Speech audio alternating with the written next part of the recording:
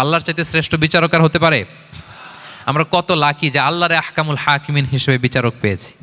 হ্যাঁ, আমাদের বিচার যদি অন্য কেউ করতো, নিজেরা যদি নিজেদের, আল্লাহ যদি বলতো তোরটা বিচার তুই কর আর তোরটা তুই কর, কি অবস্থা হইতো বলেন? যার সাথে যার শত্রুতা আছে ওইখানে দেখাই দিত। কিন্তু আমরা বিচারক হিসেবে পেয়েছি কাকে? আল্লাহ কি পার্সিয়ালিটি করবে বিচারে? স্বজন প্রীতি করবে?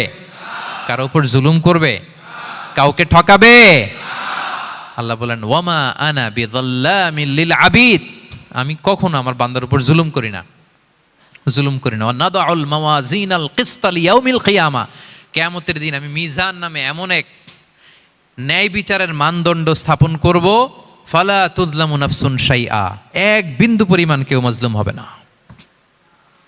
এক বিন্দু পরিমাণ কেউ মাজলুম হবে না। এজন্য দুনিয়াতে যদি বিচার না পান, আল্লাহর দরবার বিচারটা দিয়ে রাখেন, সেদিন বিচার হবে। আহকামুল হাকিমিন আপনারা ঠকাবে না।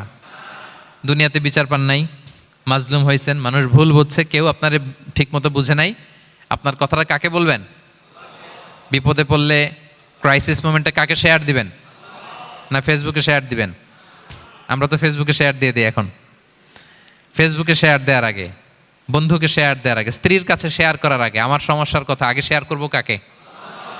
কারণ আলাইসাল্লাহু বি আহকামিল হাকিমিন, আল্লাহ বলছেন আমি কি শ্রেষ্ঠ বিচারক নই?